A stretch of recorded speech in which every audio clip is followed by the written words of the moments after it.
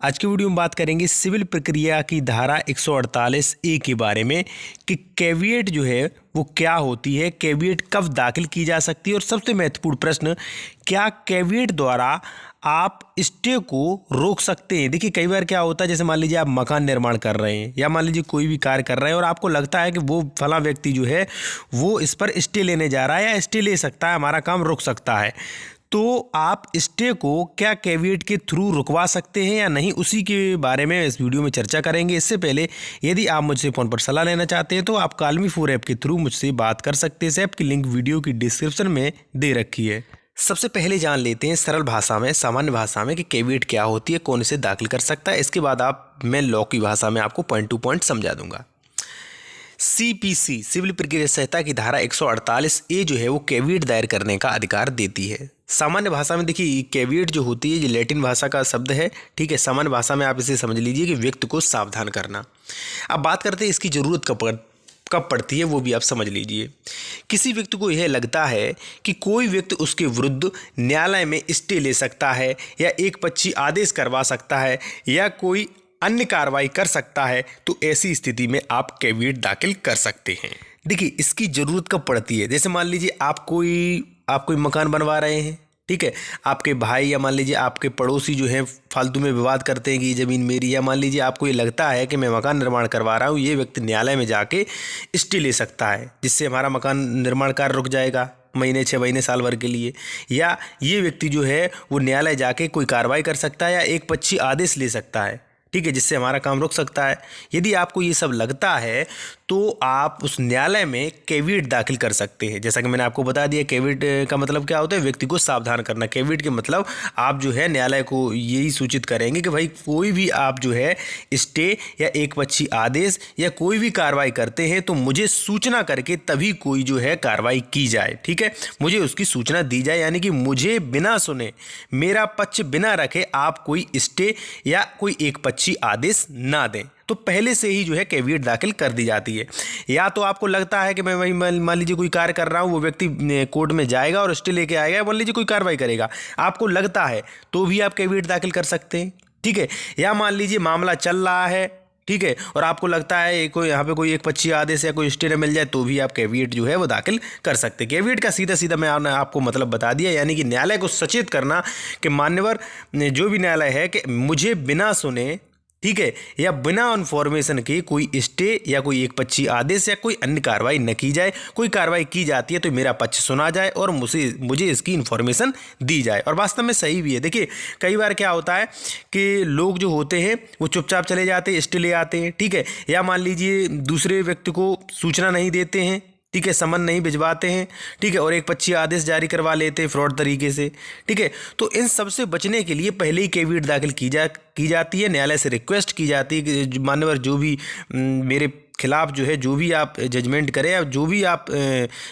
कार्रवाई करें तो उससे पहले मुझे सूचना की जाए और मेरा पक्ष सुना जाए, ठीक है। अब आप समझ गए होंगे। चलिए अब बात करते हैं कैविएट के अन्य पॉइंटों पर। देखिए सेक्शन 148 सबसेक्शन 148 ए सबसेक्शन 1 जो है वो है प्रावधान करता है कि जहां किसी न्यायालय में संस्थित या शीघ्र ही संस्थित होने वाला किसी वाद या कार्रवाई किसी आवेदन का किया जाना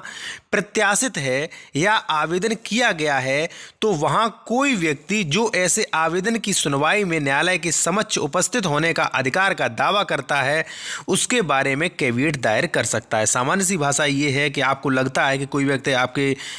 खिलाफ कोई स्टे लेने वाला है, एकपक्षीय आदेश ले सकता है या कोई कार्रवाई कर सकता है, ठीक है, तो वहां पर आप अगर हितबद्ध हैं, ठीक है, तो वहां पर आप जो है कैविएट दायर कर सकते हैं, ठीक है। अब बात करें 148 जो धारा है उसके सबसेक्शन 2 के बारे में। सबसेक्शन 2 यह प्रावधान करता है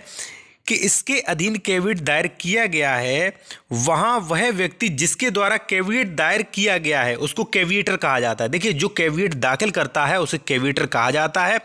उस व्यक्ति पर जिसके द्वारा उपधारा 1 के अधीन आवेदन किया गया, देखिए जिस व्यक्ति पर शक था आपको ठीक है, जिस व्यक्ति पर लगता था कि ये हमारे खिलाफ कोई कार्रवाई कर सकता है, ठीक है, तो आपने कैविएट दाखिल कर दी है, तो कैविएट की सूचना जो तामील जो है वो रजिस्ट्री डाक द्वारा आप उसको तामील करवाएंगे। ठीक है, जैसे मान लीजिए आपको लगता है कि हमारा फला पड़ोसी है, फला भाई जो है वो स्टे ले सकता है, हमारा मकान रुकवा सकता है, और आपने कैविएट दाखिल कर दी, तो कैविएट की सूचना उस व्यक्ति को भी देना पड़ेगी जिस पे आपको शक था और जो है कार्रवाई आपके विरुद्ध कर रहा है। ठीक है, अब बात करते हैं सबसेक्शन 3 के बारे में। देखिए, इस धारा का सबसेक्शन 3 ये कहता है कि इसके अधीन कोई कैविएट दायर किए जाने के बाद किसी वाद या कार्रवाई में कोई आवेदन फाइल किया जाता है। जब आपने कैविएट दाखिल कर दी, ठीक है, अब आपका विपक्षी न्यायालय के समक्ष कोई कानूनी कार्रवाई करता है या स्टे के लिए आता है, तो वहाँ पर न्यायालय जो है, न्यायालय आवेदन की सूचना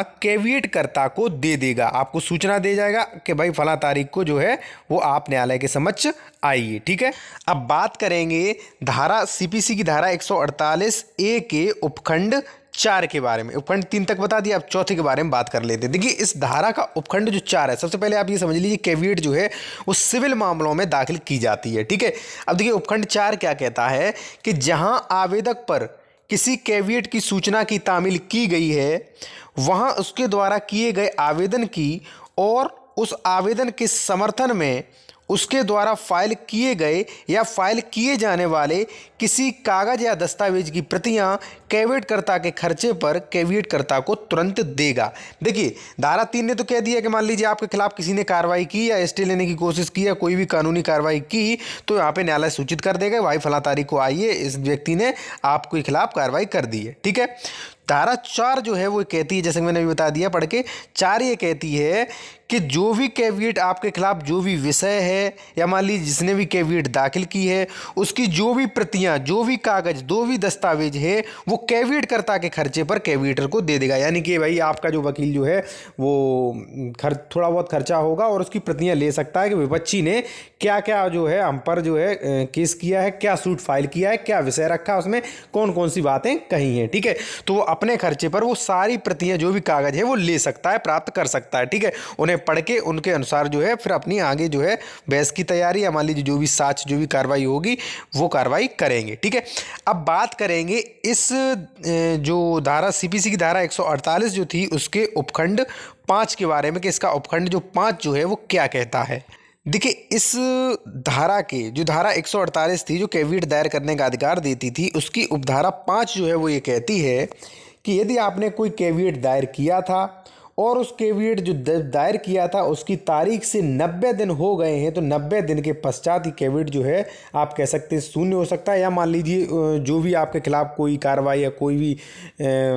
सिविल कार्रवाई की जाएगी उस फिर आपको सूचना नहीं मिलेगी। उसके बाद 90 दिन के बाद जैसे ये कैविएट का समय खत्म होता है, आप नई फ्रेश कैविएट दाखिल कर सकते हैं। ठीक है, मैं आपको 5वां पॉइंट फिर से क्लियर कर दूं। देखिए, आपने आज कैविएट दाखिल की तो आज से 90 दिनों तक यदि मान लीजिए आपके विपक्ष में कोई भी कानूनी कार्रवाई, स्टे, पक्षी आदेश, कोई भी कानूनी कार्रवाई करता है, कोई भी आपके विपक्ष में केस फाइल करता है, तो आपको सूचना दी जाएगी भाई आइए न्यायालय में, आपको भी सुनना जरूरी है। ठीक है, और 90 दिन हो गए उसके बाद यदि मान लीजिए कोई आपके स्टे लेता है या कोई केस फाइल करता है तो फिर सूचना नहीं दी जाएगी, फिर से आपको फ्रेश कैविएट दाखिल करनी पड़ेगी। कोई भी क्वेश्चन हो तो कॉल मी 4 पे पूछें और वीडियो को लाइक ज़रूर कर दें।